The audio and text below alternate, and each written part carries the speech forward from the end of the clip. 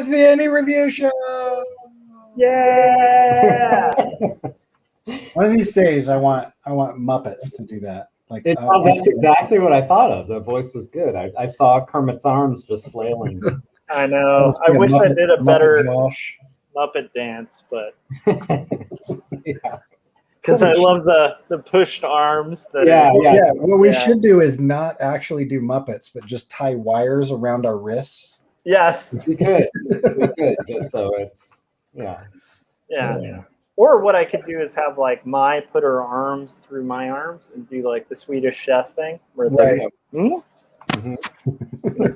anyhow, I love it. Yes. Well, this is the Indie Review Show, and I am Corey Kerr. And I'm Joshua Kemble. And I'm Gary Hodges.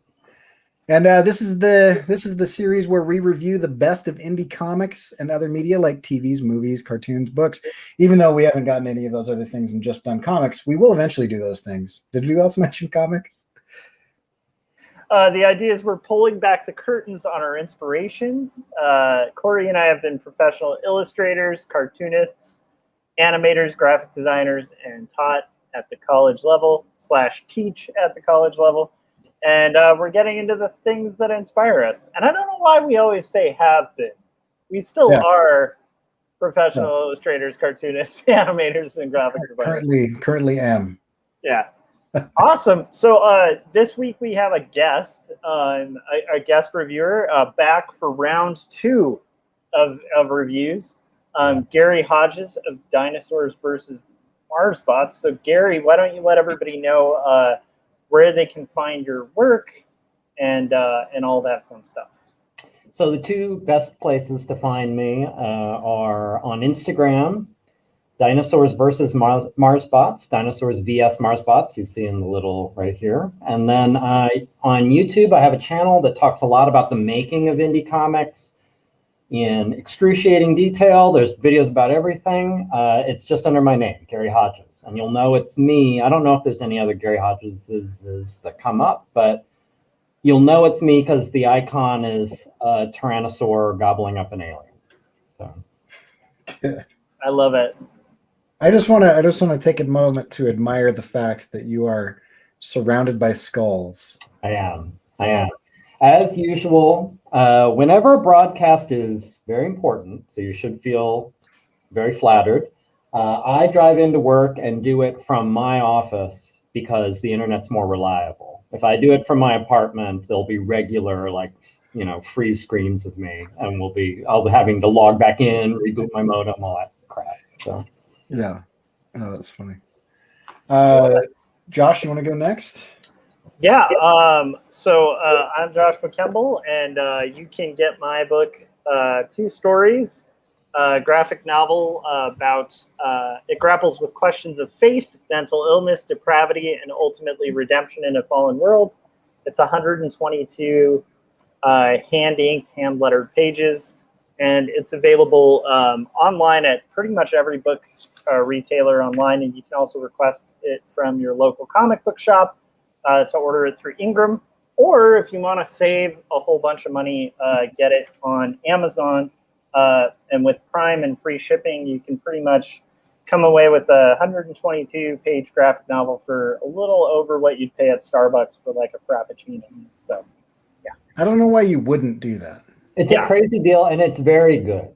It's a very good book. So if anyone has been hesitating, the price is ridiculous. You really should just move on it. Yeah. Yes, listen to them. You've already bought it. You should buy it several more times. Yeah. Okay, Gary, do you want to get ready? Yeah, sure. Okay. All right, and Corey, where can everybody find your stuff? And you can find my stuff at coreykerr.com. If you go to coreykerr.com/online, or go to that website and then click on what's new, and then you'll see all the stuff that I want to promote.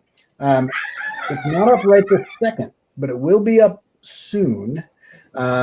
Jim Lujan and I are going to do another Indie Nation conversation. I blanked on the name of that show since we've done so many different shows together. We're going to do another Indie Nation conversation on Wednesday, and so we'd love to see people join us for that. Jim is basically talking about the fact that he is a force to be reckoned with now.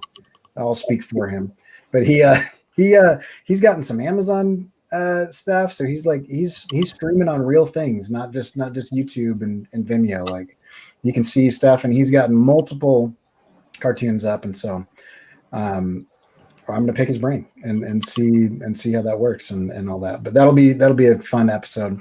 And so you can go to CoreyKerr.com, click on what's new, and I'll list the link to that live show once I get the thumbnail and everything up.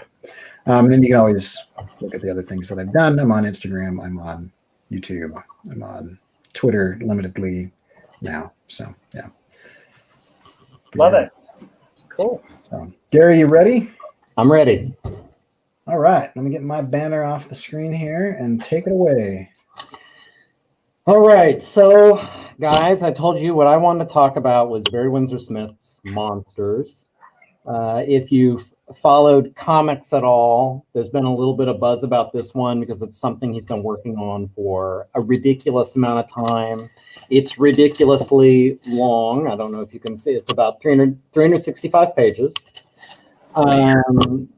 Josh, you'll appreciate this. Hand inked, hand lettered. It's all very old school. I just saw an interview with him where the interviewer was asking him about his process. He was like, so when the art is done, do you scan it in and then layer the dialogue? And he was completely confused by the question. He didn't even to know what scanning was. He actually was like, scanning? Like, I mean, and not like to be sarcastic. Like, yeah, he was like very confused. He's like, no, I cut the dialogue out and glue it down. So super old school. That's awesome. If you're not familiar with Barry Windsor-Smith, the name is probably at least familiar if you even have a passing interest in comics or illustration, pen and ink illustration. He's a British artist and writer. He's worked for more than 50 years. He made a name for himself with Conan the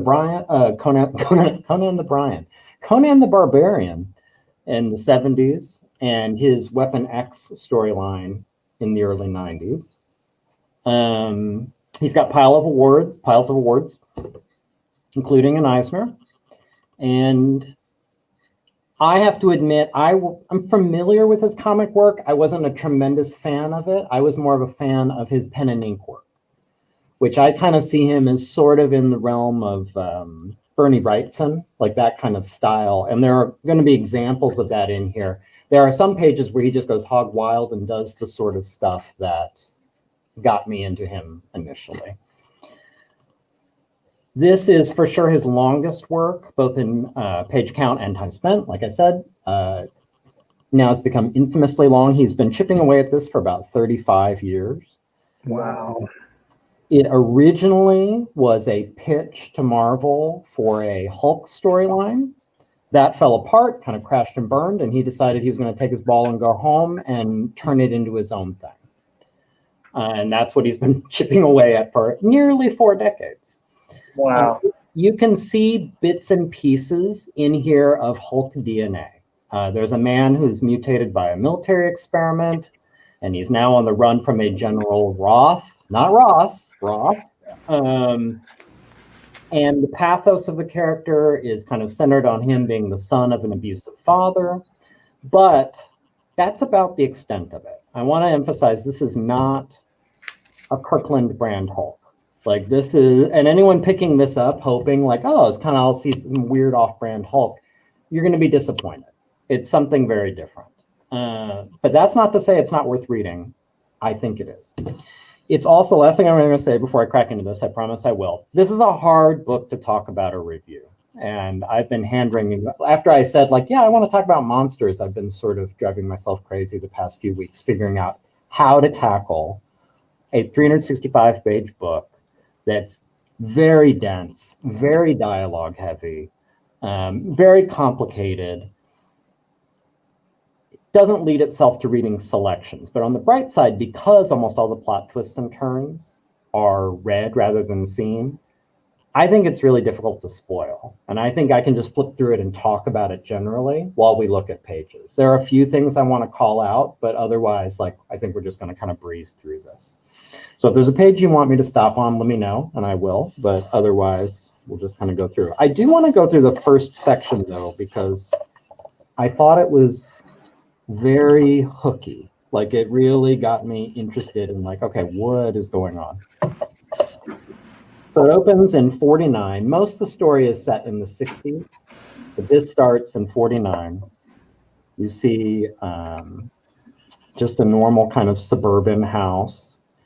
Mom looking for her son, finds his wrecked bike, goes into the shed and sees this monstrous man clutching him. And he's badly beaten, badly beaten. You can see right here, like his face is totally swollen up and almost recognizable. What I really loved, it's something I might mention toward the end, like this strange dialogue, not only untranslated and kind of elaborate, but that is more than the size of the dialogue bubble. I'd never seen that before, and I thought that was sort of interesting, and skipping ahead in how we normally do things, I feel like that's something I want to steal. Like, I really like this idea of like the dialogue being too much to be contained in a bubble. But yeah, and it almost becomes like texture as well, because like it's, if you don't speak that language, then yeah, you know it's art. Yeah. And you can tell, I've always been partial, and people who have read D versus M, they've seen me do this. I've always been partial to untranslated dialogue. I think that's fun, because then it makes you like, I like the suggestion that something's being said, but you don't know what it is. So that caught my attention, but then especially, yes, like the ornateness of it, the kind of the strangeness of it, and that, again, there's more to it than you're maybe even hearing. That was sort of neat to me. So real quick, do you know, is he working with a nib or is he working with microns or? I believe that's a very good question. I would just guess from looking at it, through having gone through this book, I believe it's a nib. At least much of it. There's some of it where I can't figure out how he would have done it. Like, I want to believe a lot of this is microns just because it's like, how would you even do this? Right. But there's some of it that I don't know how you would do it with microns. Yeah. It's probably a mix, but given that he's this old school guy cutting out his dialogue and gluing it down on the boards, that sounds like a NIG guy to me. I don't know. Yeah. I like, if you notice here, so she's running away with her son. This thing is kind of barking the strange language at her. She's calling him a monster. And there is this, I didn't even notice it really the first time. You see, like, the whole world has kind of exploded. Like, this is massive. Him, her son, and like the houses around and everything have become small. Like, this is everything, and everything around them is shrunk. Like, I love this kind of just play with like, I'm going to make this very surreal. Like, the significance of this moment and the insignificance of everything else. And almost unnoticeable, you know, unless you're really studying the ink.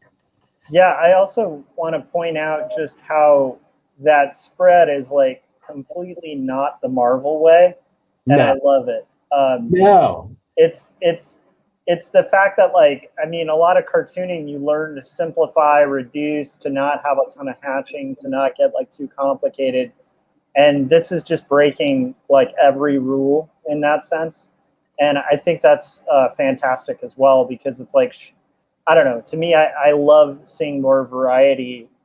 You wouldn't come across this and think a different artist drew it, you know? Well, there's so many comics today that rely so heavily on the colorist to fix everything. Yeah. And this is obviously done intentionally with inks in mind.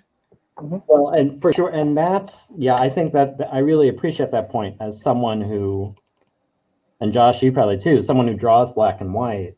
That's a lot harder than drawing something black and white, expecting it to be colored. Yeah. You know, not to pat ourselves on the back too much, but like you can't just sort of say like color will make this work. Like you have to take it all the way on your own. So this was flashback. This was, like I said, in the 40s. Now we're skipping ahead. This is 1964. We learn through this that the boy has grown up and now he's volunteering to join the army. There is something here. I love that you brought up how this is not the Marvel way, quote unquote. because this is something I definitely want to call out with this specific. What you find early on reading this is Barry Windsor-Smith has a very strange way of thinking about how to do dialogue on a page. I'm not saying bad. It's kind of bold, I think. And it's something that I can't quite wrap my brain around. The best comparison I can make is if you've read Cormac McCarthy, how he won't use parentheses for dialogue. And it will kind of throw you when you're trying to read it. He has his own weird creative reasons for doing that, and it can sort of work, but it's very different. Barry Windsor-Smith has sort of his old thing, and I want to his own thing, and I want to start with a small example of it. If you look at these panels, these two panels, most of us comic creators and most readers expect dialogue to more or less funnel you left to right, top to bottom. And there's never or rarely backtracking. And this is he's just starting to ease you into the way he thinks about this, where this panel we have dialogue from one person, this from Bobby, the protagonist of our story, or sort of the central character. Protagonist might be a little weird. If you can see like think about where this line is, where you're reading, where you're going to this panel, but then sometimes you're backtracking to the previous one. Yeah. Now, maybe you guys certainly have read more comics than me. I have never experienced that before, reading comics. And he does this a lot. And not only that, he does a lot of what I came up with a term, I made it up, I want to dine anytime somebody says it, trans-panel dialogue. Dialogue that appears, that's sort of occupying the space between panels.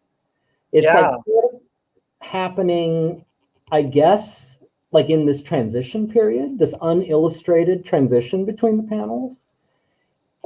It's very interesting. And he does this throughout, and sometimes he goes crazy with it. I have another example of it later where you can see he's really getting daring.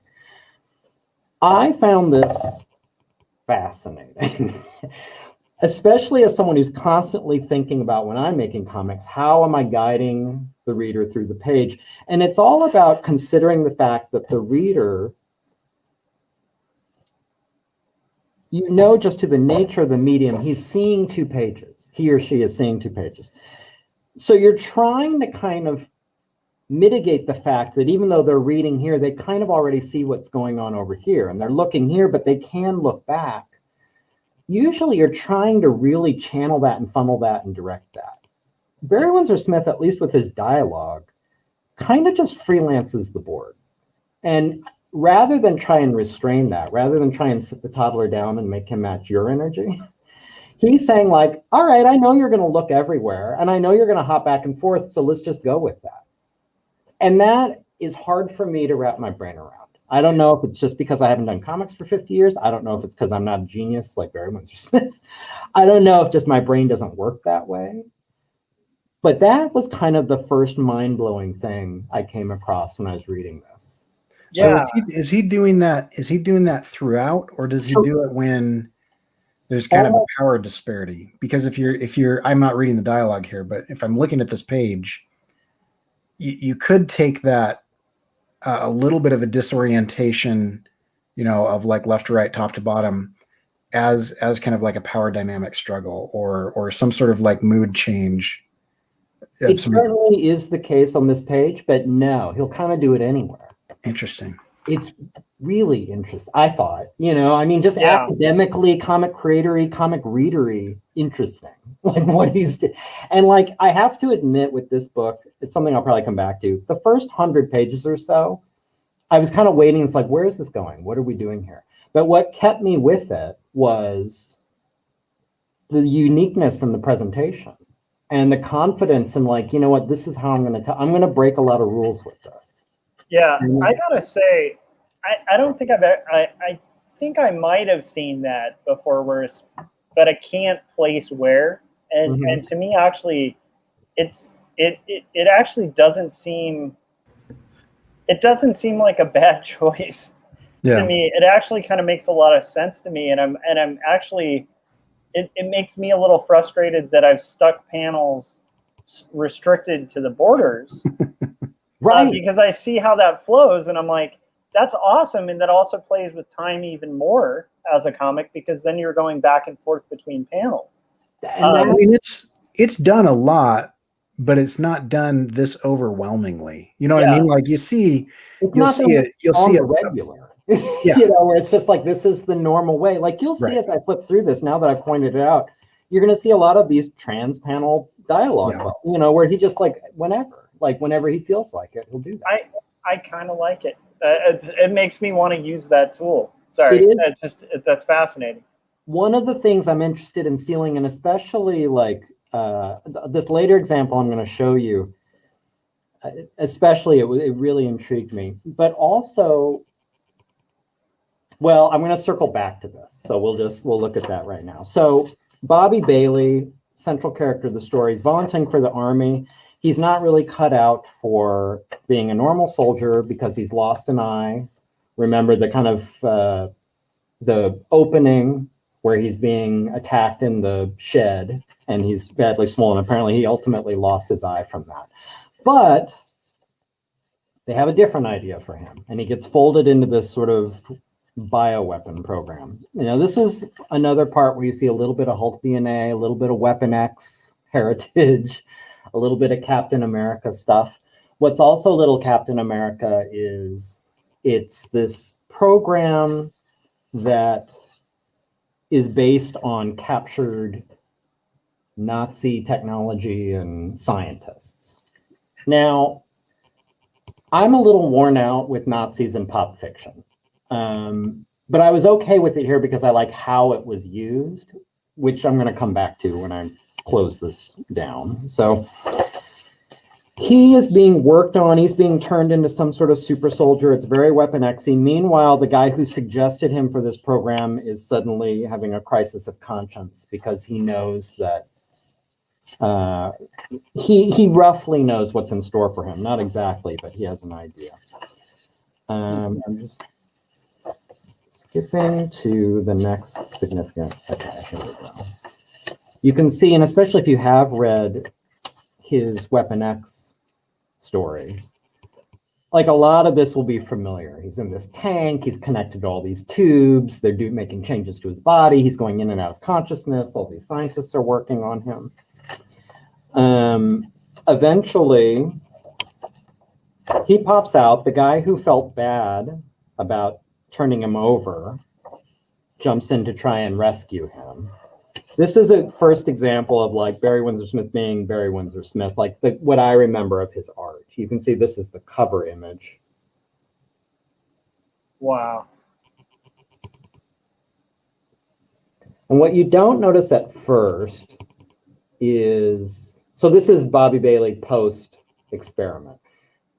He didn't grow his eye back. That eye is still empty. And the other eye, you don't notice it at first, but the tear coming out of it. Now, this is going to be an important distinction, I think, between Hulk, which you're probably inclined to want to compare it to, and like what this story is. But we'll get back to that too. But also this full page was just crazy. Yeah. And I love also just the fact that, like, just looking at that knee. The knee, like, yes. Yeah. I mean, there's not a lot of artists who would just be like, I'm going to put all my rendering guns on a knee. the feet bursting out of the boots. Yeah. You know? I mean, just all these, like, he really, you could tell he just was like, I'm going to. Now, this is like praise and critique of this book. Something else, again, I'll probably try to circle back to. I did find it, as you might expect of a book worked on over 35 years, a little uneven. Yeah. Both in terms of the storytelling and the quality of the art. But you can definitely see the pages where he was like excited and inspired and wanted to go nuts. And this would be an example of one, you know, where like those show. But they also, unfortunately, cast a harsh light on the pages where you can tell he was like working toward the next page. Now, I don't know, like that's something maybe a creator would notice more than just a casual reader. But like I was picking up on that, you know? Yeah, that makes sense. So he's been changed into this mutated thing. He is rescued by the guy who sent him for this. That guy is, and again, this doesn't really spoil much of anything. That guy is killed. Bobby manages to get away. And it becomes, for a little while, a hunting the mutant as he's fleeing, you know, across the countryside thing, which again is very hulky. I wanted to add I watched an 1.5-hour interview with Barry Windsor-Smith talking about a lot of things, but in particular this book. And just, I don't know if anyone's ever seen him interviewed. He's sort of just a cranky old man in a way that I really enjoyed, you know, but like, not maybe in a way that the interviewer was expecting. But there was one, That's even better. which is, yeah, that's the best kind of interview to watch, I think, is when it's like, you're not getting the answers you thought or were hoping to get. And this was a perfect example, this page. I remembered this page too, because it was very comic booky, you know, this kind of like the helicopters firing at Bobby and like the sound effects. And the interviewer said like, so, you know, I remember that page, that whoop, whoop, whoop, whoop page of the rotors of the helicopters. Is that fun to come up with onomatopoeias, like come up with like, what does the rotor sound like? And his first response was, fun? No. It's work. Like, and like, he is very much like, it made me think of the topic from the Artcasters with toxic work habits. He will not admit any part of this is enjoyable. Like, this is all just a slog. It'll break your heart. It's terrible. You know, like, and like, even at the end, he's like, well, now that it's done, you're probably happy with it, right? And he thought about it and he's like, I'm not unhappy with any of it. Like, that was the most he would give. So, but anyway, like the interviewer was like, what made you decide to do like the whoop, whoop, whoop over the rotors? Was that a cool decision? And Barry Windsor-Smith said, well, I didn't want to figure out how to draw the rotors spinning. So I thought I'll just fill it up with the sound effect. Ha! And I just loved it. I was so glad. You could see the interviewer again, like, this is not going where I thought it was. But okay. But what's also weird is like, he's like, oh, I didn't want to draw that, so I didn't. But look at this, like this tree detail. Yeah. That's insane. Like, you drew that, but you didn't want to figure that. To me, that's kind of an example of the unevenness where this he wasn't into, but this he was. You know, like it's and like the smoke. Like I was just staring at. Like, that is beautiful. Is there like a skull in the smoke? It looks like there's like a monster face. To me, and I wouldn't doubt it, because there are other parts of the book where he's very clearly working in like stuff like that. So I also want to say, just on the grumpy interview, one of my favorite guys to watch interviews with is like Sendak. Yes. And he's the same exact way, where the interviewers give him like these softball questions, hoping for really positive, optimistic answers, and he's just like, the whole industry's screwed. Like, yeah, people are like, what? Yeah, I love it. He opened basically early in the interview. He was like basically saying, I don't know if I love comics, and if I had to do it all over, maybe I would have picked something else, but this is what I do. You know, like, it was this very unromantic. And in another part, he was like, again, they were asking about, like, is it fun? Do you have fun? You know, do you get satisfaction out of it? And he was like, no, absolutely not. It's like a grind. And he basically said, I'm paraphrasing, but he was saying, the only people having fun making comics are people doing bad comics. Like, that's like, you can have a ball if you're willing to do a bad comic. But like, if you're doing serious good comics, no, it's not fun. You know, which is like, Jesus, this is a little brutal. Anyway, this was the other dialogue scene I wanted to show you. Now, again, we all know how dialogue normally reads in a comic. It's going to be like confined to a panel, left to right, top to bottom. Look at the line of this one. This is, and I have my little thing here. We're going this way into this, back to that. Actually, you're going all the way to this. If you want to read this in order, you're going following this. This is the key. They touch. That's how you know where you're supposed to go next. But now from here, you go here. And then back here. It's this crazy line. That's insane. It's crazy. Do you follow that intuitively, or when you got to that, like, because I would instantly, even though they're touching, I would still probably go down to the bottom. Does it take a while to get used to that? I had to refocus on it. Like, it took a while to get the hang of it. And then I had to regularly, like, my brain would slip into the muscle memory of, like, this is how comics read. And sometimes I'd be like, wait, that doesn't follow that. And I remember, like, oh, that's right. I'm reading monsters. You got to kind of, like, figure out how, like, there are the cues there. Yeah. It's never a mystery what's next. It's just sometimes if you flip into conventional comic reading habits, you'll get lost. Wow, that's amazing. So it's a bit like Clockwork Orange, where you need like a little bit of a key and to learn like a few of the phrases and stuff to know what's going on in the book. Yeah. And he does ease you in. I mean, it's slowly, but he doesn't give you a ton of time. Like, once he kind of shows you this is sort of how it goes, like, now this is how we're doing it for 330 more pages, dude. Wow. So, like, like, catch up. And again, and trans-panel dialogue. Like, this is like where, I guess it's sort of happening, again, whenever he feels like it. Yeah, that's amazing. So Bobby, he's fleeing the countryside. General Roth is having trouble tracking him down. A lot of people are dying trying to do it. Usually never by Bobby's hand. It's kind of like in a Hulk movie. It's like weird accidents and them like pushing too hard and crashing helicopters and stuff like that. But Bobby, we finally find out where he's going. He's making his way to his now abandoned childhood home. This is, let's see here. Yeah, like 123 pages in. And this was, I have to admit, about where I was kind of getting impatient and wondering, like, what are we doing? Like, the 123 pages would be long for a book on its own, and we're only a third of the way through this. Like, where are we going with this? Well, this is where the meat of the story really kicks in. And this is where basically, like, the rest of this book is kind of going to live, like the themes that we start getting into now. Basically, he finds his way back to his childhood home. Nobody else is there, and we start to see him turn inward and review or relive his childhood in the house where he and his mother were terrorized by his father, Tom, who was an alcoholic and unpredictably violent and deeply damaged by his World War II experience. And Tom has driven away everyone in their lives except for the family trapped in this house with them, which is Bobby and his mother.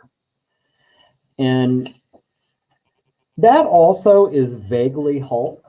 Like, I know Marvel has sort of played with this idea that Bruce Banner's father was abusive, and Hulk is this alter ego of, like, kind of like a manifestation of his response to that experience. This is more vividly and, I found, disturbingly realized. And rather than Banner's Hulk, which is just perfect rage, and kind of a meek person's wish fulfillment, Bailey's form, which he can't shift back and forth from, importantly, is twisted and pitiful and filled with agony, like both emotional and physical. And physical, importantly, like we find out from the process, he's sort of riddled with tumors and he's very ill. Like, he's sort of invulnerable, but also sort of dying. That is fascinating. Yes, and this is where I was rehooked. I was like, all right, now this is interesting. Like the rest of it before, it's like, this is kind of Kirkland Hulk, but like, okay, now, oh wow, this is going in a totally different direction. It's a much less enviable kind of incarnation of victimhood, I think, because it's a more real one. Now, well, I would not call this a pleasurable read. it's not meant to be, and it's very effective, I found. It's really affecting and really sad. And like I said, it reinvested me when I was starting to wonder like where this thing was going. It hard right veered into stuff that I had never seen in a comic before. And I really appreciated it for that. What I also like, eventually you see him reliving his past. This is him like remembering arguments between his dad and his mom, remembering arguments with him and his dad. And at least at first he's in his like modern day mutated form, but just doing all the things he was doing as a kid, playing on the floor with his toys, sitting in the stairwell overhearing fights. Like it's very heavy and very real. I didn't see this book pull a punch once. And that would maybe be like a warning if people are interested. Like if you're sensitive to this sort of material, alcoholism, like physical, mental, emotional abuse, things like that, like this would probably be very tough. Just so people know. So as we go through here. I'm just it is fascinating because, like you said, there's areas of interest where you can just tell he's like kind of going all out with the rendering, and it tends to be when the monster, when he's able to draw that like Hulk-like figure, where you just see these like crazy like rendered like beautiful anatomy, you know. Yeah, it's interesting. Just I've noticed that. That's it. This is another device he slips into around page 136. You see pretty regularly the mother writing in her journal about. Now we've slipped even farther back in time. You see Bobby in his original sort of uncut, undamaged form. Dad just got back from World War II. They're already noticing like he's just having a little bit of trouble adjusting. They're not realizing how bad the situation is going to get. And so you see her kind of charting this in her journal entries, which are, again, like I just found, I don't know, it reminded me vaguely of League of Extraordinary Gentlemen, this willingness to like once in a while stop to just basically do prose. Yeah. And you'll have like an illustration to ground it a little bit, but mostly it's like, I'm just going to write for a little bit.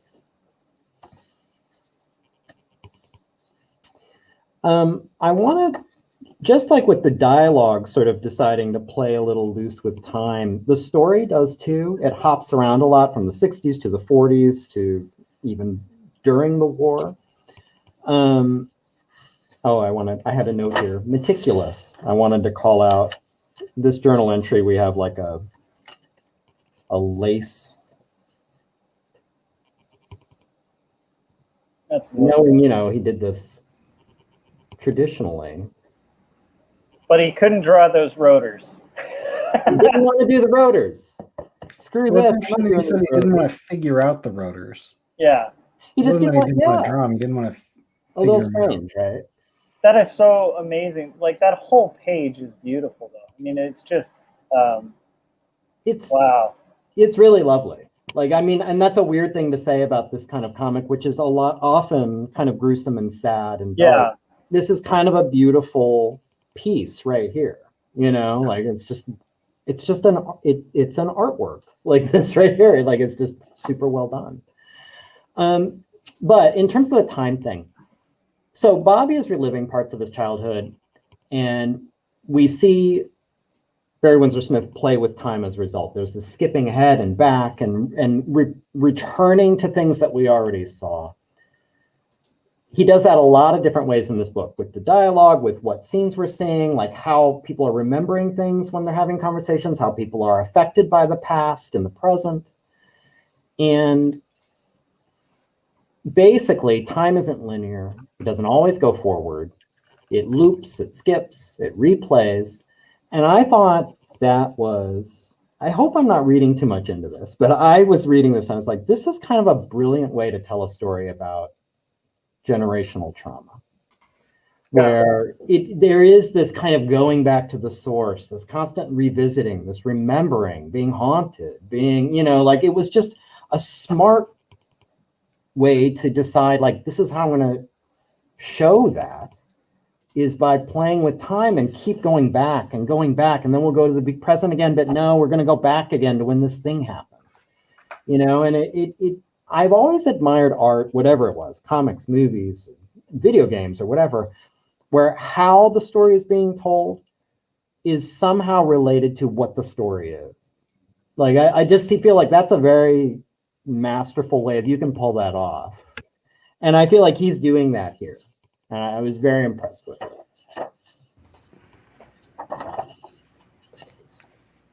I mean, that's it. Just to extend on that, I have some notes here. I want to make sure I just catch all the things that are important.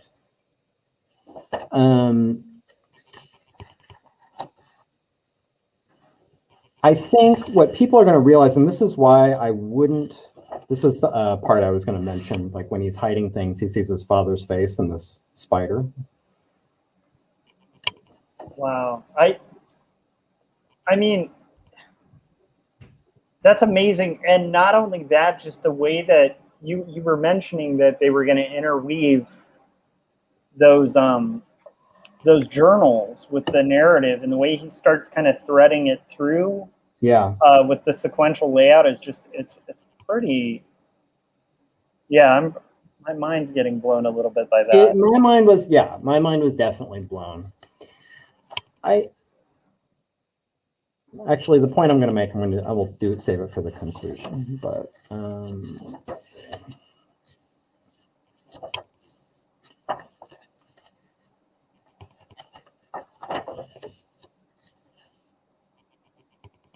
And like, this was a page, again, like, for whatever reason, like,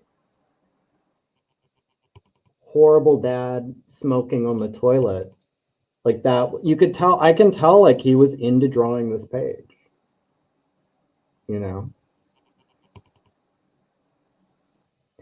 Now, this is I think this is a good example. I want to talk about the length of this book. So yeah, 365 pages. It's a commitment. I have mixed feelings about the length. I spent a lot of time feeling like it was unnecessarily long in places.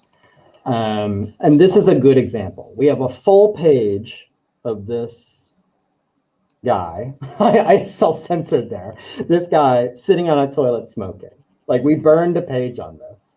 And like, it's not bad. Like, I like it.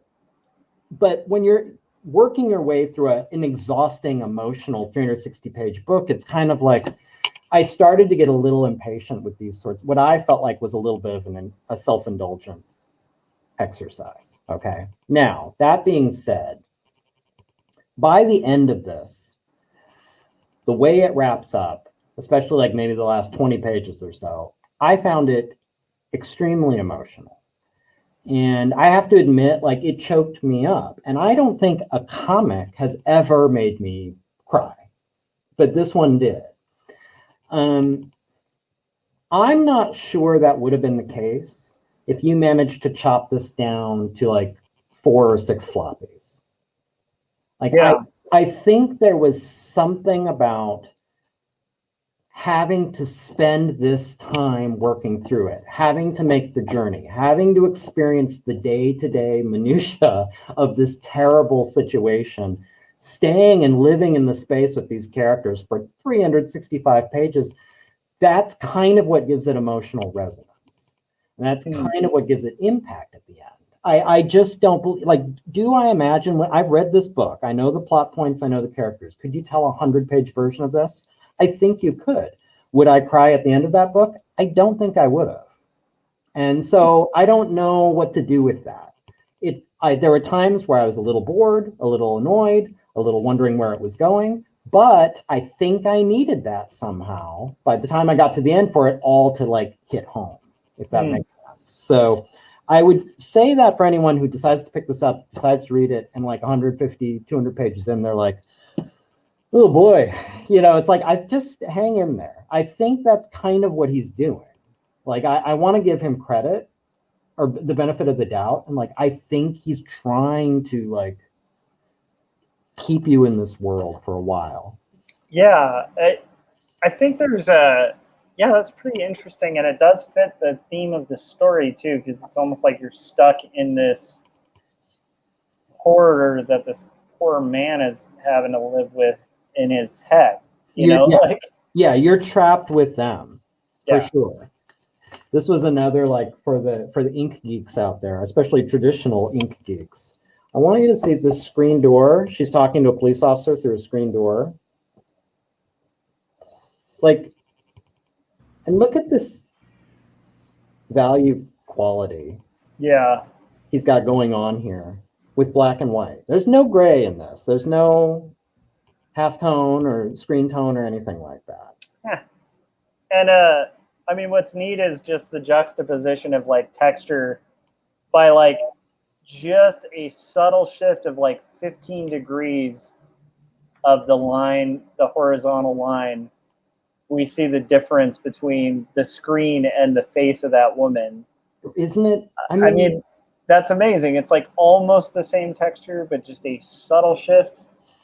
That's beautiful. If I drew this panel, just this panel, this would be the first page of my portfolio for the rest of my life. Yeah. Like I'd be like, see, I'm the shit.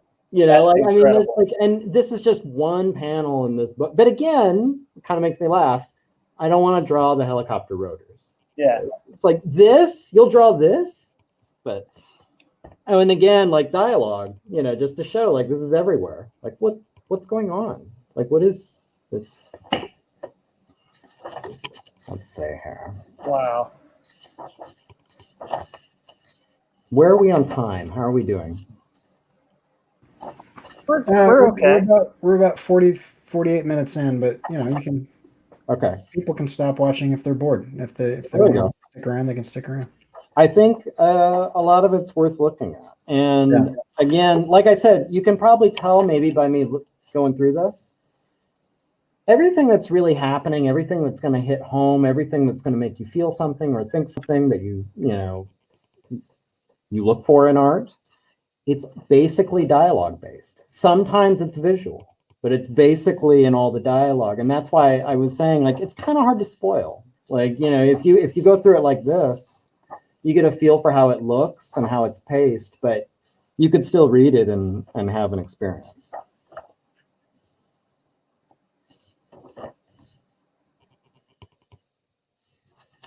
Again, going even further back, this is when Tom is still overseas in World War II, and Mom and Bobby are getting by on their own. It makes it especially tragic, like telling the story this way. You can see, like, if this was told linearly, I don't think this would be so bittersweet, but where these people are going. Like, this is just like, this is kind of last moments, and that gives it a resonance that you wouldn't if you're like, well, I'm just going to tell the story beginning to end. Yeah. Yeah, I think telling things a little scrambled with timelines for impact and story is always good. I think in this case, it doesn't seem like a gimmick. It seems like intention, which I always am a fan of. Yes. Yeah, I think it absolutely is. And I can't wrap my brain around how he planned this out. Like how he outlined this, how he figured out. Like, I want to know, I kind of wanted to jump in when this guy was asking him questions like, do you like coming up with sound effects? Like, I wanted to ask questions like, did you write this linearly and then chop it up and move it around? Yeah. Or did you imagine it chopped up and like out of order? Like, how did you do this? Like, how did you figure out like how you're going to play with the dialogue?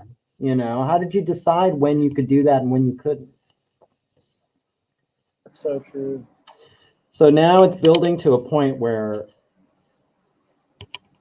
you've been anticipating this forever. And that's the thing, like, especially you're in the house with an abusive person and it's always waiting for it to bubble over. And it always does little ways, but it's kind of like waiting for Vesuvius to finally erupt, like where it's going to be this ultimate thing. And that this is the night, it's Thanksgiving, which is, If you've had not great childhoods, you know that Thanksgiving is sort of ground zero for dysfunction and trauma. And like that's usually the Hiroshima of things you'll never forget. So it's like and of course it was here. But anyway, so this is a Thanksgiving that's going sideways fast. The family comes over, Tom is drunk, it's going very, very poorly. You can tell things are coming to a head. And then we get a time shift again. And we go back to the shed and we see that when I first read this book, I don't know about you guys, I imagined like this was some sort of monster, and especially the strange language and the way he looked and all of this, like we get this story again told from a slightly different perspective. It's just Tom. It's just drunk dad. And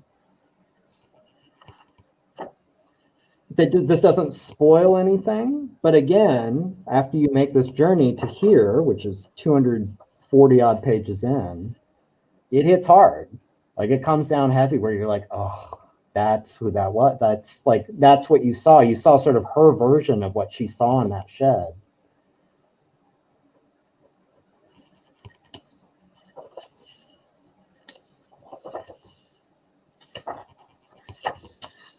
I'm going to kind of blaze by this. The family thing, like I said, comes to a head.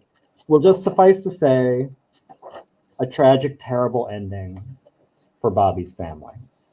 But now, we skip back again, because we're still playing with time, to Tom's experience in World War II. What happened to Tom in World War II? And again, like this is another thing I'm going to kind of blaze by, but this is where we get into a little bit of the like Nazi weird biosoldier program stuff. And Tom, who is just a translator, ended up in a situation where he saw horrific, horrific things and it made him crack. And throughout the book, you're imagining like, oh, he probably he ended up at a concentration camp or something like that. No, he ended up with like weird sci-fi Nazi stuff. But even still, and again, even though I'm sort of impatient with that stuff, because I think it's a little overdone, and I worry personally that turning Nazis into sort of cartoon villains makes them less real. And I think there's an importance in remembering that they were real. So I'm kind of, I sort of am over this. But in this case, I allow it. It was sort of that gif of like, I'll allow it. I'll allow it this time because this book is so much about trauma, how people are affected by trauma, and how it can turn I don't know if he had this in mind when he came up with the title, but I couldn't help but think of the overquoted Nietzsche thing about be careful battling monsters lest you become one yourself. I feel like this book is about monsters, and like it's not about weird mutant Bobby Bailey monsters. It's about normal everyday human monsters and how they are monstrous to people, and those people go on to become monsters themselves, or just like Bobby, kind of just broken survivors. So in that context, and that's how the Nazis are being used, like how they had this ripple effect for a generation afterward on all these people who were even just kind of barely bisected, like their horror, and how that affected their lives and how it affected like the people's lives around them and so on and so on. That was like, all right, this is an okay, like I didn't mind this use, of the Nazis. Yeah, I think that's really well put, because there's always a danger in sort of cartooning, forgive the pun, but like, making a sincere threat from human beings, like sort of so detached from the human beings who actually committed atrocities that they become cartoons that you don't think could actually exist in reality. We've turned them. I think sometimes, like when you watch some of these documentaries and finger quotes, like they kind of turned them into Cobra from G.I. Joe. And I think I kind of take more of a weird sort of Jungian thing where it's like, I think we all need to recognize the Nazi nature we all have, the Nazi potential we all have, that these were just people. And this should be a cautionary tale, not a mustache twirling villain, and I think like when you constantly do that, constantly go to that well of like, we need just a really hissable bad guy. How about a Nazi? Like, I think we're sort of playing with fire, in defanging that. I don't know. Yeah, that's a fair point. Although I still, to this day, will defend Indiana Jones. So will I. Raiders of the Lost Ark is one of the greatest films of all time. This is excellent. I mean, the art. You know what's strange too is like the art seems to be getting better the further it goes, which is kind of insane. It does. And what's interesting, so there's like a very graphic, gruesome fight. It's sort of, there's a lot of plot happening here. And this is another thing, like I wouldn't want people to read a lot what's going on in these last few pages. This was, again, like where I started to be like, oh God, this is making me tear up. But he does shift. And at first, I apologize, Barry Windsor-Smith, I know you're watching. I saw like how he was getting a little less fussy and fidgety with his inks as this was going on. And I was thinking like, oh, this is that unevenness. And then I thought, well, maybe actually, no, he's gaining confidence and he's having more fun with it. He doesn't feel the need to go crazy with the hatching and the detail in the dark. But then finally I realized like, no, there's actually like a thematic reason why he's kind of lightening everything up toward the end. And I that also made me like, oh, this guy is, for all this book's imperfections, he is kind of a genius. Like, it's kind of crazy. Like, I can tell, like, he really was thinking about what he was doing.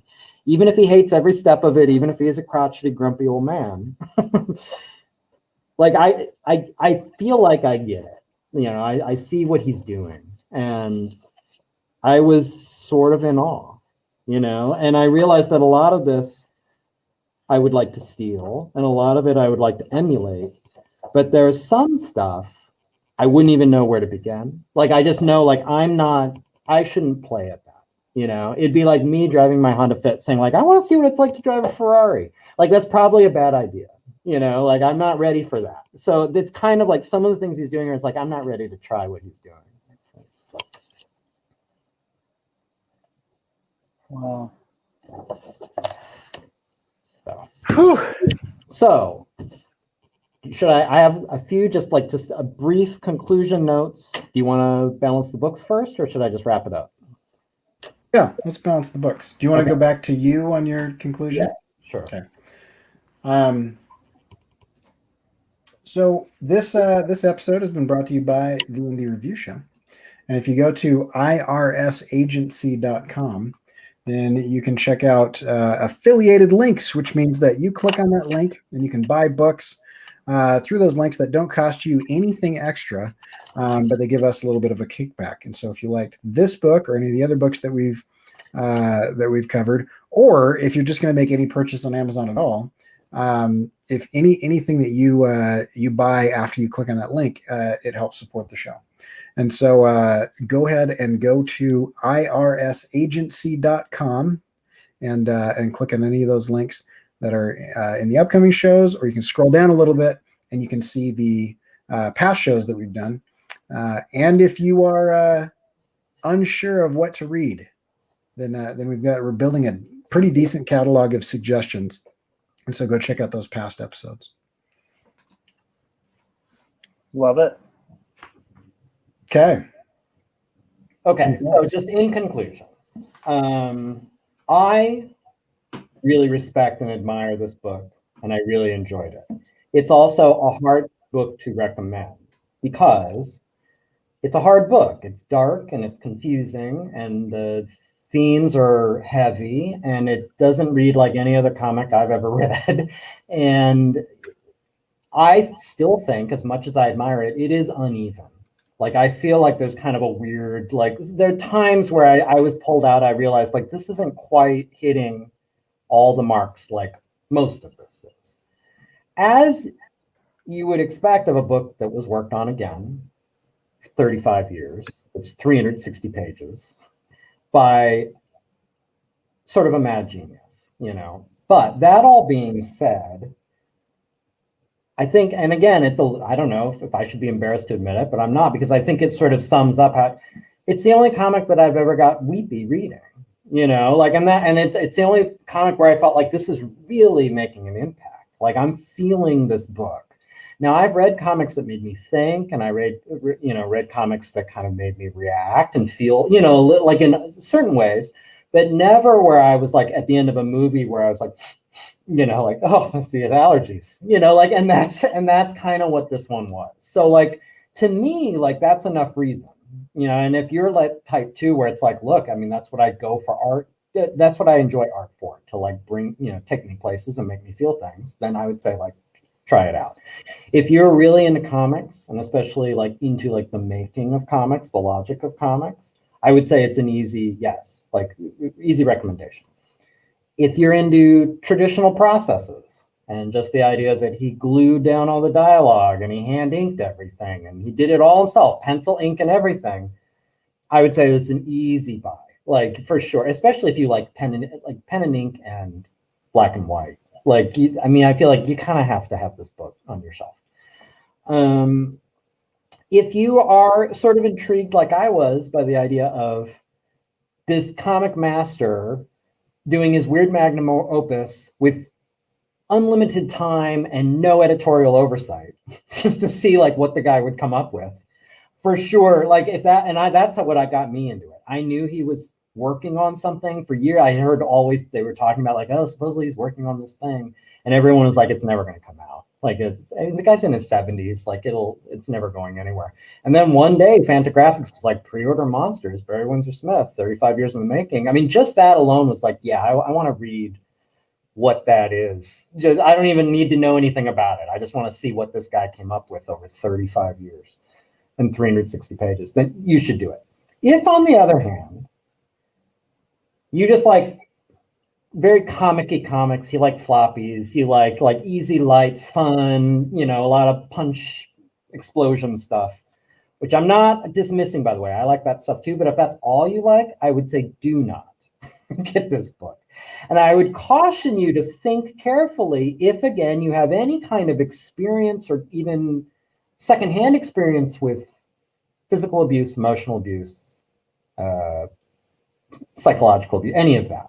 Like I would say, like it gets dark and it gets heavy and it gets very real. Like I said, it doesn't pull any punches in a very scary way. You see kids getting beaten, you see women getting beaten, you see crazy alcoholics saying venomous, horrible things, you see Nazis doing crazy things. Like, I mean, it's dark when it gets dark. And I think that's it. Barry Windsor-Smith Monsters. Well, I love it. I'm pretty sold on it, just from the art alone, and then some of the intriguing flow of the panels was really interesting. I really like the interweaving of those letters, and then there is just something beautiful about whenever he draws. I mean, you can definitely see like the Hulk in his blood, because he as an artist, I can tell. It's weird when you look at another artist, you can tell like what they're really enjoying when they're drawing. And it's like, you can tell he's just enjoying every single muscle and like crevice on that giant hulking beast. And it's, but there's also just like a real complexity to the story. And I always feel like I get really excited when I see examples of comics like this that are going a little beyond. I think there's a place for everything. I think the dark comic thing, like being a person who writes dark comics, you know, I would hate if that were the only landscape, you know. But I have to say, just to interject really quickly, I thought about you a lot when I was reading this, like because I thought about two stories. I thought about your work in two stories, both the theme, like some of the themes, and also like the traditional, you know, look of it. Like I the whole time I was like, Josh needs to look at this. Like, you know, like this is, and I mean, just even the telling a narrative that's like a little out of order and sort of with intention, which is like a storytelling format I really am utilizing right now. So it's super inspiring and interesting, and I definitely want to check it out. And I think even though, like I was saying, it's good to have like lighter themes, I always get really encouraged when there are comics that that also have the courage to kind of go a little beyond that, but not in like a snarky, like sarcastic way where it's like it's real superheroes. This feels more heartfelt, and I think that's pretty cool. And encouraging on that, I especially admired, like, if this had just been a book about Tommy and Bobby's mom, which I feel bad, I don't remember her name and I didn't put it in my notes, but like them in this just horror house of like alcoholic, abusive World War II vet. Like, I would have still read that and I would have still been very interested. Yeah. I think there's something kind of bold about, like, I'm going to start this one way and I'm going to zigzag. Like, people are going to think they're getting like a weird Hulk remix. But like, you know what? No, we're going someplace different. I joked, I think in a Night Gang, that if someone wanted to parody Dinosaurs versus Marsbots, it would be a 60-page comic. It'd be 55 pages of a guy wondering why he didn't cry at his mom's funeral. And then the last 5 pages, a Tyrannosaur would show up. Like, Barry Windsor-Smith kind of flips that. He's like, oh, look, it's like weird Weapon X Hulk Captain America. No. We're going to talk about generational trauma, you know? And it's, I was like, that's pretty good. Yeah. Crazy. Like, I mean, like, this is what, like, if he had just written, again, the family story, that would have been like bold and interesting. I would have appreciated that it was out there in the realm of comics. But this is like, you're just flexing. Like, this is crazy what you're doing here. Yeah. He doesn't, and that one panel does not punch one thing. Yeah. Like, Bobby Bailey doesn't punch or fight a tank or like anything. Like, he walks home and thinks about how his dad beat him and his mom. Yeah. It's what so Barry Windsor, like, this is crazy. Like, this is amazing. It's very outside of the box, but even just that one panel where it showed just that window that was like gridded. Yeah. Just that and the ink use alone makes me want to own this book. Yeah. And there are lots of blazing through 360 pages. There are lots of panels where you stop and just like her hair here is amazing, or just her dress. Yeah. Just her like nightgown, whatever. It's like, this is crazy. This is really well done. What were your thoughts, Corey, on it? Yeah, I mean, it's everything he has said, but also when I first started switching, because I started with digital illustration and then moved to traditional after that, so kind of in the reverse of a lot of people. The first thing that I did was crow quill, and I love the effect that I got out of it. Like, I really enjoy it, but it's so much work. Like, it's so much more work to do crow quill than to even do like brush. I've since moved on to like away from nibs and away from brush to like brush pens, because they're cartridge based and I have to dip them. But like, this is kind of like making me want to go, back to my, when I say back to my roots, it makes it feel like it's like 30 years ago, but back to my roots a few years ago when I was doing crow quill, because they kind of, I think that's the one, there's probably 2 things you can't get digitally. And it's, you can have all the digital brushes that attempt to make it, be like a nib or be like a brush or whatever. But you will never actually get like the feel of like metal bending on toothy paper. And you never actually get the feel of like, the bristles as you kind of like twist them and pull them up of a brush. And so I really do enjoy traditional inks. I think I'm just opining for a time when I was able to just draw stuff more than work on animation right now. But yeah, I mean, that book and everything kind of like that just screams like humanity, like this was done by a person. Like, you could have a robot or artificial intelligence like study that work and come up with a pretty interesting proximity. I mean, Adobe is working on this stuff right now, where they can approximate certain styles of illustration based on value comps. But there would still be that missing element of like humanity, of like the lines all going in a specific direction, or like the experimentation of the inks. I mean, because I was like looking at that, the panels were looking through the screen door. Yeah. The thing that jumped out at me there is like the problem solving that you would have to do, because I don't know if anybody has ever tried to draw a screen door or the mesh on like a Shure microphone. But it's a very intricate and interesting pattern that is really hard to crack. Mm-hmm. And what they did there is you actually saw that each thing was going over and under and over and under. Over, under. Yeah. And then in the negative space, that was the screen. And in the positive space, you actually saw the value change. And so and it's not clean enough where, like, at first I thought, like, oh, he must have masked this. Like, he cut tiny thin strips of, and did that, but it's not clean enough. So I don't know how he did it. Like, I think he must have penciled it all in and penciled in a grid and just very carefully, like, it's crazy. I've got some original pages that I've looked at of people who ink like that. Like, we did Sean Gordon Murphy recently, and I've got an original page of his that has a floor grid. It's got like the metal that runs across the occasional like vertical joists. And just looking at the way that he suggested the idea of the structure with where you put ink down and where you don't put ink down, you can learn a ton. And that's the biggest thing with this is I'll never be able to afford an original from this book because I teach, but see them.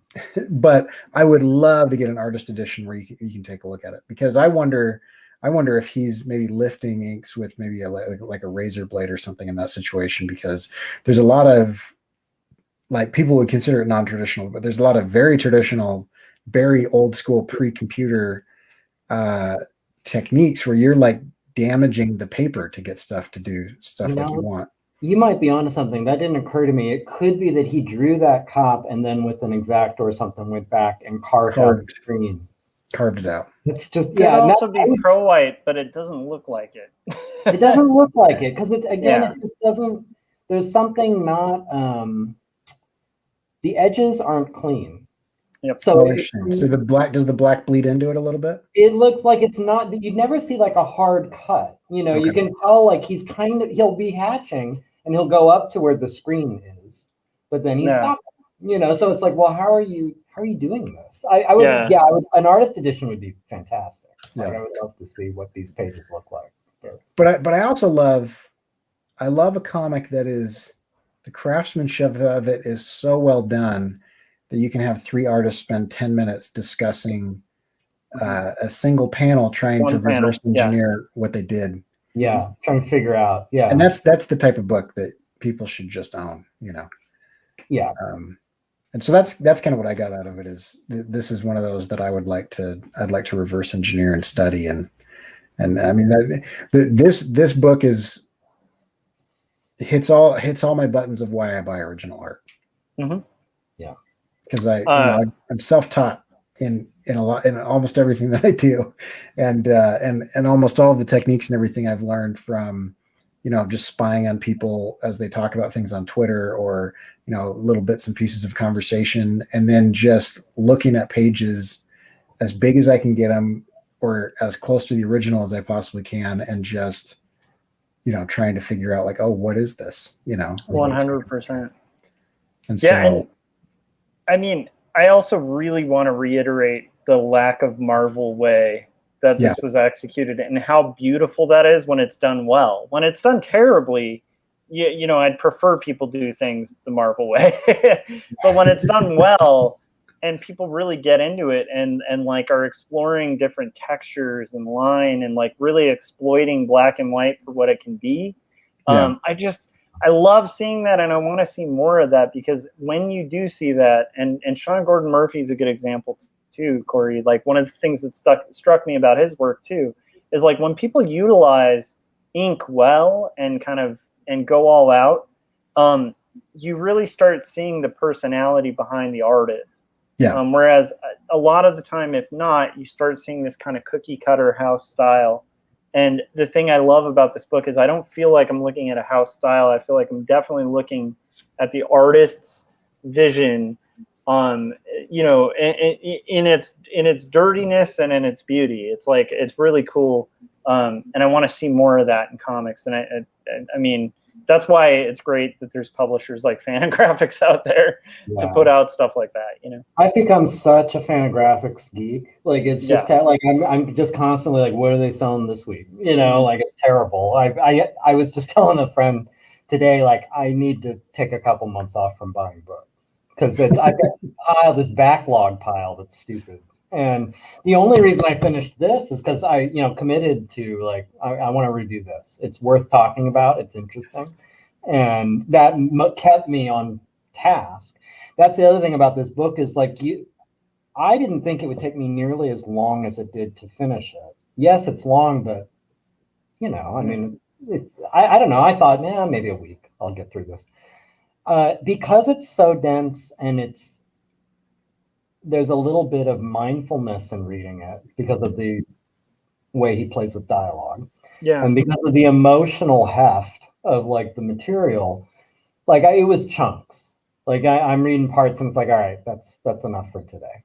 You know, like, it wears you out like any other comic I can think of I've read in recent memory does not. You know? Yeah. So. That makes sense. And there are comics that are great out there like that, where it's like you kind of need to book yourself like a week or a month to read and maybe a week to recover after. I feel that way about everything Chris Ware has ever made, where it's so emotionally impactful and depressing that I need to book about a week to 2 weeks to read it, and then about a week to recover before I read anything else. And it's like, I think but there are great works of art like that aren't necessarily fun, but they're worth it, you know. But important. And like, and I guess it all comes down to something I allude to. It's like, who would I recommend this to? Like, what do you look for in your art? You know, what kind of experiences are you looking for? If you want your art to be, and again, I'm not dismissing this, if you want your art to be fun, like, or you know, enjoyable in a conventional sense, then, like, this is not the book for you. But if you like sometimes to see a dark movie or a sad movie or read a difficult book, or, you know, listen to, you know, sad song or something, like, then you'd probably be, you know, just to have that experience, that emotional experience, then I would say, like, yeah, this might be perfect. So. I love it. Barry, that was really well done. All right. Anything we missed, Corey, before we kind of? No, I think we should wrap and then hit the after party. Sounds good. All right. So let's see here. Gary, you've done this beautiful review. Where can everybody find your work and check out DVSM? All of that. Where can they check that out?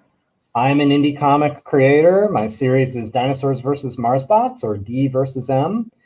You can find me on Instagram, Dinosaurs vs Marsbots, or you can track me down on YouTube just by my name, Gary Hodges. Awesome. And you can check out my stuff, 2 Stories, on Amazon. That's where I'd recommend people go, because you can get a pretty good deal on it. It's my graphic novel that's overly hatched and not done the Marvel way. And then let's see, Corey, where can everybody find your stuff? And then also, obviously, like, find more information and links to all the books and stuff that we've done. Yeah, so you can find my stuff at CoreyKerr.com. I'm going live with Jim Lujan on Wednesday for the Indie-mation. Yes. So check that out. There's the thumbnail that I made a few minutes ago, and that's up right now on CoreyKerr.com. And if you click on what's new, it's shown up there, so you can see it there. And if you are interested in joining us for the after party, then jump onto Josh's channel, and we'll kind of carry on this conversation there. So you can just Joshua Kimball, Kemble. And if you're not already following him for some reason, you should. And as always, if you want to find out what we are doing next and follow along and be part of the show, we'd love to have you, and join us at irsagency.com. That's IRS for Indie Review Show. That's irsagency.com. We'll have the past shows that we've got, the shows that are coming up, and affiliate links that will help support the show that don't cost you anything extra. And so we'd love to see you and your friends and your family and the strangers that you bump into and tell about this show on the street, all of those people. So subscribe, hit the thumbs up, ring the bell, do all the stuff that tell the algorithm that we're worth something. And we will see you guys in a few minutes on Josh's show. All right.